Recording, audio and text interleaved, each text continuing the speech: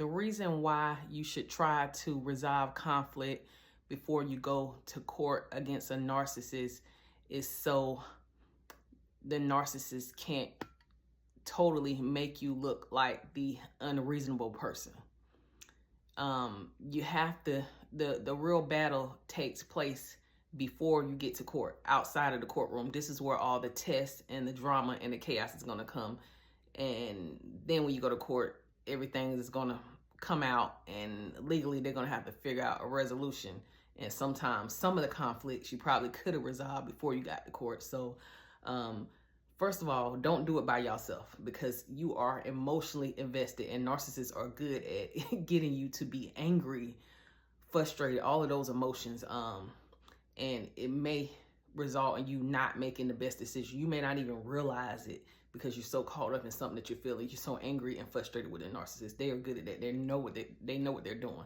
So don't go into court, without trying to resolve conflict with them, because it's going to make you look like possibly the narcissist, and the judges are going to be going in on you, talking to you any type of way, all but calling you a child of God. It's not fun to be treated like a narcissist.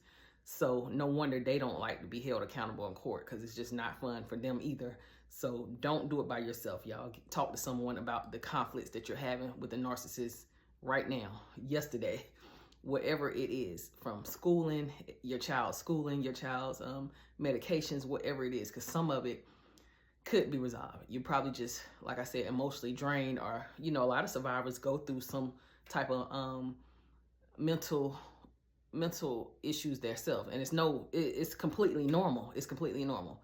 I went through depression and anxiety myself. I had to, I just got off my medicine a few months ago, and I'm totally fine. But this is what they do to you. It can cause a lot of psychological problems, y'all. So talk to someone about the minimal conflicts, because it might turn into something bigger, and a narcissist is going to love this, putting that blame on you in the court. A second opinion is very wise. You are strong women.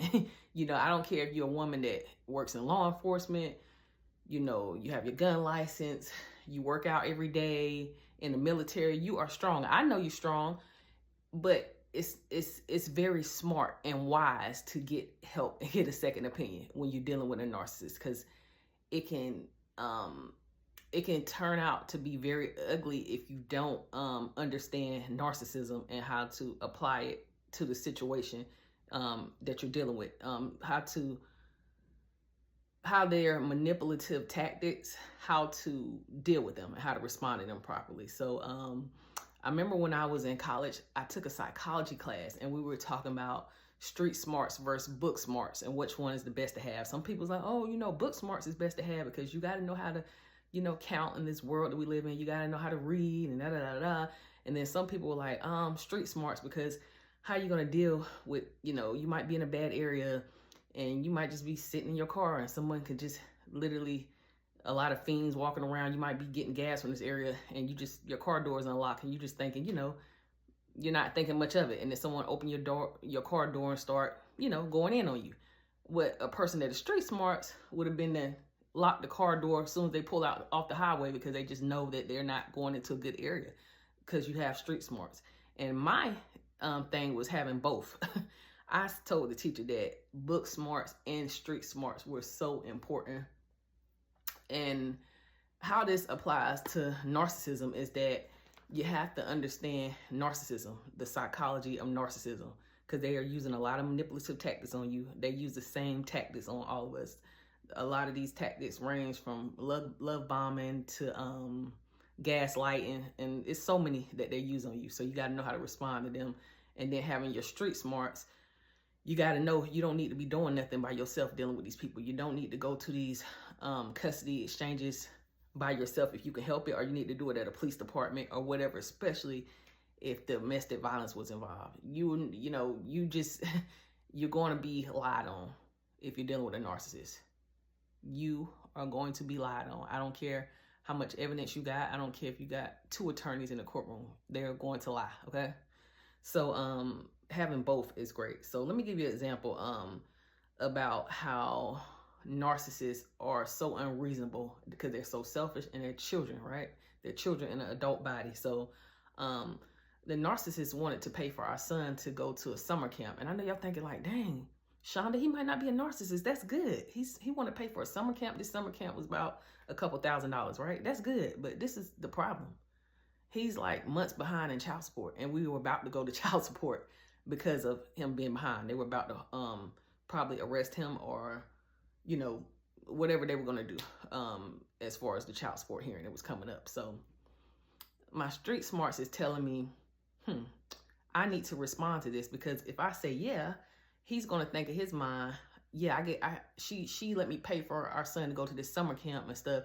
So why am I paying her child support? Why am I behind? Why am I, you know, I'm trying. This need to be lowered or something, because I'm trying, you know. Now, I'm sitting here thinking to myself, we're about to go to court and you're behind. You can't just negotiate this with me and think that this is going to resolve the conflict. You need to pay what you're behind in, and if you still want to pay for a camp, then we can deal with that. But you know, you being behind, you did that to yourself. I didn't tell you to do that. So you got to fix that situation first. And usually what it is narcissists don't want to pay anything. They want to do things their way. So they, in a sense, he was like, I don't want to pay her any child support. I can just pay for camp. Why don't y'all accept that into the system, you know? And some people may say, I would be okay with that. But for me, it wasn't, because I knew the type of person I was dealing with. I know my history, and I knew his biggest issue was child support. And he did a lot of dirty things. Had he been a good man and a reasonable man, yeah, I wouldn't even put you on child support. A lot of women would tell you that, but they're telling you the truth. A lot of women say that, but they're telling you the truth. No woman wants to deal with a narcissistic man. It's insane. It's terrible. It's god awful. So if you had a good man that just doesn't like child support and doesn't like the system, that's fine. We don't have to go down there, because you're a good man. You spending time with your kid. You're doing the right thing. I wouldn't put you on child support. I promise. You can be with whoever you want to be with, because I'm going to move on too. It's going to be no drama, no conflict. So if you just want to pay for camp, that's fine. I don't have no problem with that. But a narcissist, no, they do too much. They lie on family members. They hurt you. And then they want you to help them out. Like if they're going to jail or potentially getting locked up for child support. And it's like, okay, I'm not stupid. You got to have some accountability. All the stuff that you done to me now, just supposed to wipe your slate clean. It ain't going to happen, not with me. You know what I'm saying? And it doesn't mean that I can't be forgiven, but no, there needs to be some accountability towards all the stuff that they've done to get off child support, because they've tried plenty of things in the past, plenty of, you know, false accusations and stuff. And it's just another way for them to get what they want. So I said no to the summer camp thing. But some women would have said yes. Every person is different, you know. Here's another example. If you got a narcissistic boss that you're dealing with at work, and they are working the crap out of you, right? But when it's time for raises, they only want to give you a few pennies. They are doing this because you are a threat. Narcissists always feel threatened. They feel like maybe you're next in line to take their position or something like that. So they don't want you to get up. They don't want to see nobody raise up and win, only unless you never challenge them. You're not a threat to them. So they might bring you up versus all the other hardworking people that really deserve it. You know what I mean? So a new worker that's been there not that long and never challenged the narcissistic boss, they might give them more money than a person that had challenged them and state their issues with the company or with the boss and is just working their butt off. That's how they do. They'll hold you behind.